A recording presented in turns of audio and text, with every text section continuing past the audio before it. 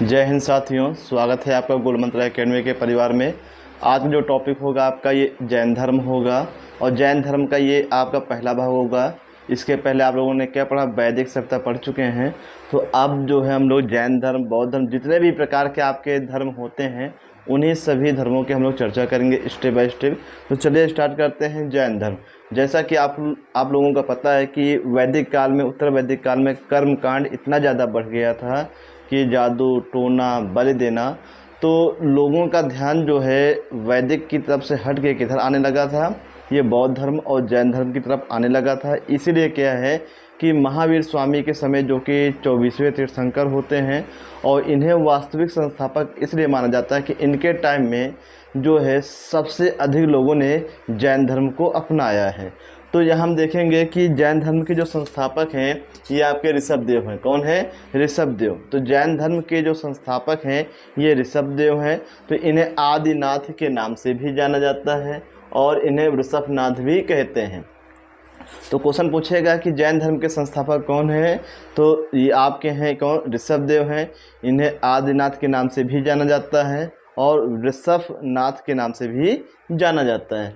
अगर हम बात करेंगे कि वास्तविक संस्थापक, तो वास्तविक जो संस्थापक है महावीर स्वामी को माना जाता है। क्यों? क्योंकि इन्हीं के टाइम में सर्वाधिक जो है लोगों ने जैन धर्म को अपनाया है। और महावीर स्वामी जो है जैन धर्म के 24वें एवं अंतिम तीर्थंकर हुए हैं। तीर्थंकर शब्द जो है जैन धर्म जो गुरु होते थे, या फिर जो हम कह सकते हैं कि धर्म के प्रचारक, तो धर्म के प्रचारक करने वालों को तीर्थंकर कहा गया है। तो महावीर स्वामी क्या हुए? 24वें एवं अंतिम तीर्थंकर हुए हैं। आगे हम देखेंगे जैन शब्द। तो जैन शब्द जो है संस्कृत के जिन शब्द से लिया गया है। जैन शब्द जो है संस्कृत का एक शब्द है जिन, तो उसी से ही लिया गया है और इसका अर्थ होता है विजेता। क्या होता है? इसका अर्थ होता है विजेता।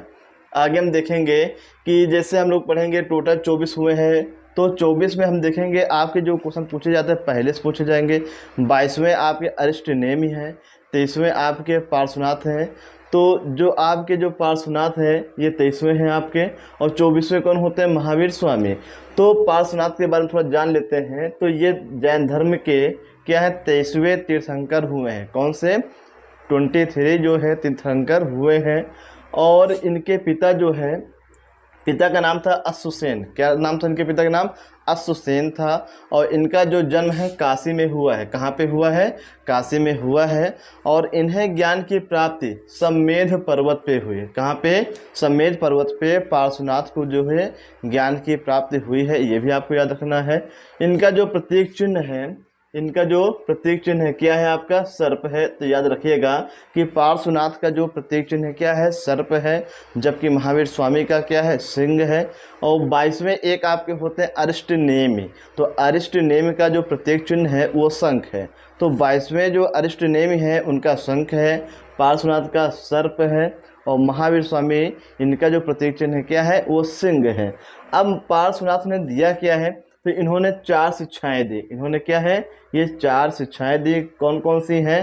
पहला आपका है सत्य है, दूसरा है अहिंसा है, और तीसरा आस्तेय, और चौथा है अपरिग्रह। तो सत्य तो आप लोग जानते हैं, सभी लोगों को सत्य का जो पालन करना चाहिए। और दूसरा आपका अहिंसा, ये भी आप लोग जानते हैं। अहिंसा का अर्थ होता है कि हम लोग आपस में क्या एक दूसरे से हिंसा जो है, मारपीट है, हिंसा ये ना करें। आस्तेय का अर्थ ये होता है चोरी ना करना, चोरी ना करना। तो क्वेश्चन पूछा जा सकता है कि जैन धर्म में आस्तेय शब्द का अर्थ है, तो आस्तेय शब्द का अर्थ क्या है? चोरी ना करना। ये आपको याद रखना है। अपरिग्रह का अर्थ क्या है? धन संचय ना करना, धन संचय ना करना, धन संचय ना करना। तो ये 2 पॉइंट आपको याद रखना है कि पार्श्वनाथ ने 4 शिक्षाएं दी हैं। सत्य है, अहिंसा है, आस्तेय है, अपरिग्रह है। सत्य, सत्य का पालन करना। अहिंसा मतलब एक दूसरे से लड़ाई ना करना, ईर्ष्या द्वेष ना करना। आस्तेय, चोरी ना करना। और चौथा है अपरिग्रह। अपरिग्रह का अर्थ होता है धन संचय न करना। अब ये 4 प्रकार की शिक्षाएं पार्श्वनाथ ने दी है, और जब महावीर स्वामी आते हैं तो इन चारों को तो वो महावीर स्वामी भी अपनाते हैं, लेकिन महावीर स्वामी एक पांचवा जो शिक्षा जोड़ दिया है तो महावीर स्वामी ने एक लास्ट में जोड़ा है, वो आपका है ब्रह्मचर्य। क्या है आपका? ब्रह्मचर्य। तो ये आपको याद रखना है कि पार्श्वनाथ की जो 4 शिक्षाएं हैं, जो 5वीं शिक्षा है महावीर स्वामी ने जोड़ा है, वो कौन सी 5वीं शिक्षा है? तो 5वीं आपकी है ब्रह्मचर्य। क्या है आपकी? ब्रह्मचर्य। जैसे हम लोग पढ़ चुके हैं कि उत्तर वैदिक काल में 4 प्रकार के आश्रम थे। 0 से 25 तक ये ब्रह्मचर्य है, 25 से 50 तक ये गृहस्थ है, और 50 से 75 वानप्रस्थ है, और 75 के ऊपर संन्यास। और इन चारों आश्रम में गृहस्थ आश्रम को श्रेष्ठ आश्रम माना गया है। आगे हम देखेंगे महावीर स्वामी के बारे में। तो महावीर स्वामी का जो जन्म है 540 ईसा पूर्व में हुआ है। कब हुआ है? 540 ईसा पूर्व में हुआ है, और हुआ है इनका कुंडग्राम वैशाली में। कहाँ पे हुआ है? इनका जन्म जो है कुंडग्राम वैशाली में हुआ है, ये भी आपको याद रखना है। मृत्यु इनकी जो है 468 बीसी में। कब? 468 बीसी में इनकी मृत्यु होती है। स्थान क्या है आपका? पावापुरी में। तो वैशाली में इनका जन्म होता है, और पावापुरी में क्या है? इनकी मृत्यु होती है। तो वैशाली में जन्म और पावापुरी में मृत्यु होती है। और ये जैन धर्म के क्या है? 24वें एवं अंतिम तीर्थंकर हुए हैं, और इन्हें ही वास्तविक संस्थापक माना जाता है। तो 3 पॉइंट आपको याद रखना है। जैन धर्म के 24वें तीर्थंकर, या फिर हम कह सकते हैं अंतिम तीर्थंकर, या फिर वास्तविक संस्थापक किसे माना गया है? महावीर स्वामी को माना गया है। इनके बचपन का नाम है वर्धमान। इनके बचपन का नाम क्या है? ये वर्धमान है। ये भी बहुत पूछा गया है, डिफेंस के पेपर में बहुत ज़्यादा पूछा जाने वाला है कि महावीर स्वामी के बचपन का नाम क्या है। तो आपको याद रखना है, क्या है आपका? वर्धमान है। क्या आपका? ये वर्धमान है।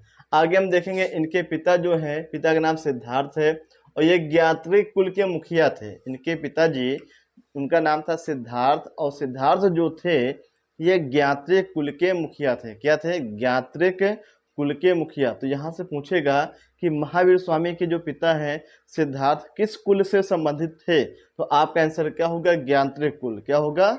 ज्ञात्रिक कुल।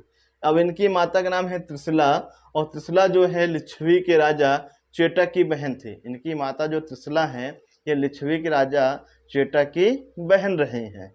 पत्नी क्या थी? पत्नी थी इनकी यशोदा, जबकि गौतम बुद्ध की यशोधरा है और महावीर स्वामी की क्या है? यशोदा है।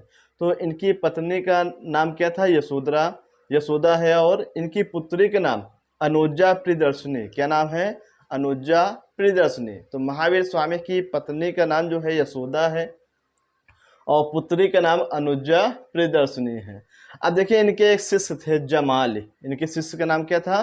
तो इनके जो पहले शिष्य हुए हैं जमाल, और जमाल से महावीर स्वामी इतने प्रभावित हुए कि बाद में जमाल को क्या है? अपना दामाद बना लेते हैं। बाद में जो है अपना दामाद बना लेते हैं। किसे? ये जमाल को अपना दामाद ये बना लेते हैं। आगे हम देखेंगे कि इन्होंने गृह त्यागा है, और गृह त्यागा है अपने बड़े भाई नंदीवर्धन जो है इनके भाई थे। और कैसे भाई थे? ये बड़े थे।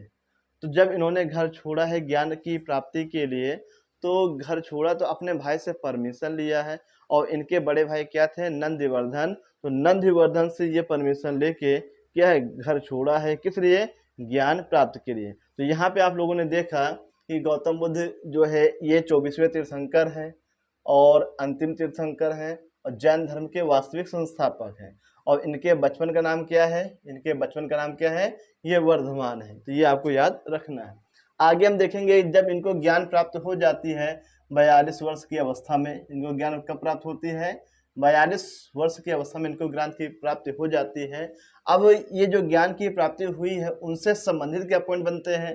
तो इनको जो ज्ञान की प्राप्ति हुई है कहाँ पे हुई है? ये जाम्भिक ग्राम में। कहाँ पे? जाम्भिक ग्राम में इन्हें ज्ञान की प्राप्ति होती है। कहाँ पे? जाम्भिक ग्राम में इन्हें ज्ञान की प्राप्ति होती है। और वृक्ष का नाम क्या है? साल वृक्ष के नीचे इन्हें ज्ञान की प्राप्ति होती है। किस वृक्ष के नीचे? साल वृक्ष के नीचे। जैसे आप गौतम बुद्ध के बारे में पढ़ेंगे तो उनको जो है ज्ञान की प्राप्ति बरगद के पेड़ के नीचे प्राप्त होती है। किसे? गौतम बुद्ध को, जिससे बाद में शशांक क्या है? कटवा देता है। ठीक उसी प्रकार महावीर स्वामी को भी साल वृक्ष के नीचे ज्ञान की प्राप्ति होती है। आगे हम देखेंगे कि ऋजपालिका नदी के किनारे जो है इन्हें ज्ञान की प्राप्ति होती है। तो गांव है इनका जाम्भिक, जहाँ पे ज्ञान की प्राप्ति हुई है। किस वृक्ष के नीचे? साल वृक्ष के नीचे। और किस नदी के किनारे? ऋजपालिका नदी के किनारे।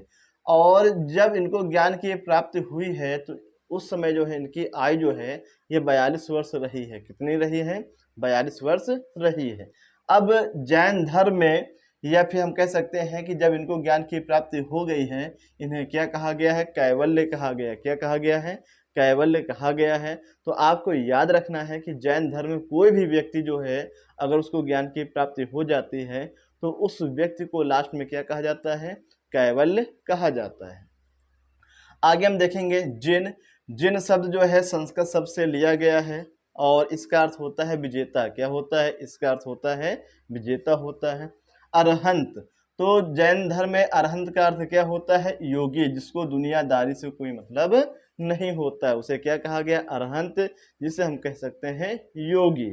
आगे हम देखें निर्ग्रंथ।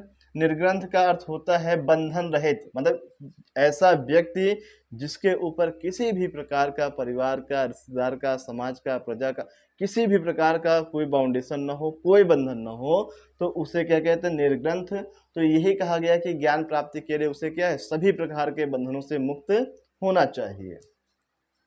अब देखिए महावीर का अर्थ क्या होता है? तो साधना के प्रति समर्पण। साधना के प्रति समर्पण, तो कहने का मतलब ये है कोई व्यक्ति जैसे त्याग कर रहा है ज्ञान की प्राप्ति के लिए, तो उससे क्या है कि पूजा पाठ में बिल्कुल एकदम समर्पण कर देना है। और जो ये कर ले गया है उसे ही क्या कहा गया है? महावीर कहा गया है। कहने का मतलब ये है कि ऐसे व्यक्ति जो जिनका ध्यान केवल ईश्वर पे रहता है और दुनियादारी से कोई मतलब नहीं, तो उस व्यक्ति को क्या कहा गया? महावीर। इसे कहते हैं साधना के प्रति समर्पण। आगे हम देखेंगे इन्होंने पहला उपदेश कहाँ पे दिया है? राजगृह में दिया है। कहाँ पे दिया है? महावीर स्वामी ने पहला उपदेश कहाँ पे दिया है? राजगृह में दिया है। और किस भाषा में दिया है? प्राकृत भाषा में दिया है। तो आपको ये 2 पॉइंट याद रखना है कि महावीर स्वामी ने पहला उपदेश कहाँ पे दिया है? राजगृह में दिया है। किस भाषा में दिया है? प्राकृत भाषा में दिया है। लेकिन जब आप पढ़ेंगे गौतम बुद्ध के बारे में तो गौतम बुद्ध ने पाली भाषा में भाषण दिया है, जबकि महावीर स्वामी ने जो है प्राकृत भाषा में उपदेश दिया है। 2 शब्द हैं पूछे गए हैं क्वेश्चन कि स्यादवाद एवं अनेकांतवाद का संबंध किस धर्म से है? तो स्यादवाद और अनेकांतवाद का संबंध जो है ये जैन धर्म से है। किससे है? ये जैन धर्म से है। ये आपको याद रखना है। आगे हम देखेंगे कि अर्धमगधी से क्या बनेगा? क्वेश्चन ये पूछेगा कि जैन साहित्य जो है, जैन साहित्य, तो जैन साहित्य जो है किसमें है? तो ये अर्धमगधी में है। तो जैन साहित्य हमको किसमें मिलता है? अर्धमगधी में मिलता है। ये भी आपको याद रखना है। अब देखिए एक किताब है भगवती सूत्र। क्या है आपकी? भगवती सूत्र। तो भगवती सूत्र जो किताब है इसका संबंध किस धर्म से है? जैन धर्म से है। तो भगवती जो सूत्र है इसमें जैन धर्म के बारे में जानकारी प्राप्त होती है। आगे हम देखेंगे कल्प सूत्र। तो कल्प सूत्र के जो रचनाकार हैं भद्रबाहु हैं। क्या आपके? भद्रबाहु हैं। और इसका भी संबंध जैन धर्म से है। तो कल्प सूत्र के राइटर हैं भद्रबाहु। तो 2 किताबें यहाँ पे हैं, भगवती सूत्र और कल्प सूत्र। इन दोनों किताबों का जो संबंध है वो जैन धर्म से है। और यहाँ पे ये देखना है कि कल्प सूत्र जो है इसके राइटर कौन है? भद्रबाहु। फिर आगे हम देखेंगे संलेखना विधि और संथारा विधि। तो इसकी सीधी सीधी परिभाषा आपको याद रखना है कि उपवास के द्वारा अपने प्राण त्यागना संलेखना विधि कहलाती है या फिर संथारा विधि कहलाती है। तो आपको याद क्या रखना है कि उपवास के द्वारा, कहने का मतलब यह है कि बिना अन्न जल के हम क्या उपवास रखते हैं और इसी उपवास के माध्यम से क्या है अपने प्राण त्यागते हैं। तो ऐसी विधि को जैन धर्म में संलेखना विधि या संथारा विधि कहा जाता है। जैसे आप पढ़ेंगे मौर्य वंश पढ़ेंगे आगे चल के, तो मौर्य वंश के जो संस्थापक होते हैं चंद्रगुप्त मौर्य। तो चंद्रगुप्त मौर्य जो है जीवन के अंतिम समय में कर्नाटक की श्रवणबेलगोला पे जाकर संलेखना विधि के द्वारा अपने प्राण त्यागे थे। किस विधि के द्वारा? संलेखना विधि के द्वारा। तो इसका मतलब ये होता है कि मतलब उपवास के द्वारा अपने प्राण त्यागना क्या कहलाता है? संलेखना विधि। अब देखिए दोनों में प्राण त्यागा जाता है और दोनों में उपवास के द्वारा। अब अंतर ये है, संलेखना का मतलब होता है कि इसमें कोई बाउंडेशन नहीं है, व्यक्ति जो है हष्ट पुष्ट है, कोई समस्या नहीं है। लेकिन वो दुनियादारी से ऊब गया है, वो मोक्ष की प्राप्ति प्राप्त करना चाहता है। तो ऐसे कंडीशन में क्या है, लोग जो है उपवास के माध्यम से प्राण त्यागते हैं, तो इसे क्या कहते हैं, संलेखना विधि कहते हैं। लेकिन संथारा में ये अंतर है थोड़ा सा, जैसे कोई व्यक्ति है 70 साल का हो गया, 80 साल का हो गया और वो इतना अस्वस्थ है, चल फिर नहीं पा रहा है, तो लोग उसको सलाह देते हैं। जैन धर्म में जो उसके क्या कहते हैं तीर्थंकर होते हैं या फिर जैन धर्म के जो उपदेश देने वाले होते हैं, तो उस व्यक्ति को सलाह देते हैं कि आप जो है उपवास के द्वारा अपने प्राण त्याग सकते हैं। तो ये होता है कि वृद्धावस्था में क्या होता है, उपवास के द्वारा जो है अपने प्राण त्यागना क्या कहलाता है, ये संथारा विधि कहलाती है। क्या कहलाती है, संथारा विधि कहलाती है। तो आगे हम देखेंगे 3 पॉइंट और है जैन धर्म से संबंधित है कि व्यक्ति को सफल होने के लिए, अपना जीवन सुखमय बनाने के लिए, तो जैन धर्म में त्रिरत्न बताए गए। क्या बताए गए हैं, त्रिरत्न बताए गए हैं। और वो आपके त्रिरत्न हैं आपके सम्यक दर्शन, दूसरा आपका सम्यक ज्ञान है और तीसरा क्या, सम्यक आचरण। तो सम्यक का अर्थ ही होता है सत्य। क्या होता है, सत्य या वास्तविक। तो दर्शन ज्ञान आचरण है, क्या है आपका, दर्शन ज्ञान आचरण। तो सम्यक दर्शन में होता है, इसका अर्थ है कि सत्य का ज्ञान होना चाहिए, व्यक्ति को सत्य का ज्ञान होना चाहिए कि उसका जन्म किस लिए हुआ है, उसका उद्देश्य क्या है। हम लोगों को फालतू चीज़ों में ध्यान नहीं देना चाहिए। तो इससे ये साबित होता है कि जो पहला आपका लिखा सम्यक दर्शन, तो इसमें सत्य का ज्ञान होना चाहिए। अब देखिए कि सम्यक ज्ञान, तो यहाँ पे क्या, व्यक्ति को वास्तविक ज्ञान होना चाहिए, व्यक्ति को वास्तविक ज्ञान होना चाहिए। और सम्यक आचरण का मतलब क्या होता है, आचरण का मतलब होता है हमारे जो विचार हैं, हमारा जो स्वभाव है। तो हमारे विचार हैं, स्वभाव हैं, ये भी क्या है, सच्चे और वास्तविक होना चाहिए। तो इस प्रकार से हम लोगों ने पढ़ा जैन धर्म को, और जैन धर्म क्या पहला भाग हो चुका है और 2 भागों में हम जैन धर्म को कंप्लीट करेंगे। बहुत ही महत्वपूर्ण है और इनमें से सबसे जो महत्वपूर्ण है वर्धमान और ये 24वें अंतिम और वास्तविक, ये सबसे ज़्यादा जो पेपर में पूछे जाने वाला क्वेश्चन है। तो रोजाना की तरह आज फिर आपसे क्वेश्चन पूछेंगे। आज आपको बताना है कि शास्त्रीय जो नृत्य हैं भारत में, इनकी संख्या कितनी है और वो कौन कौन से हैं। इसका जवाब आपको कमेंट सेक्शन में लिख के बताना है कि शास्त्रीय नृत्यों की संख्या जो है ये कितनी है और इन कौन कौन से है, इसको कमेंट सेक्शन में लिख के बताना है। धन्यवाद। जय हिंद, जय भारत।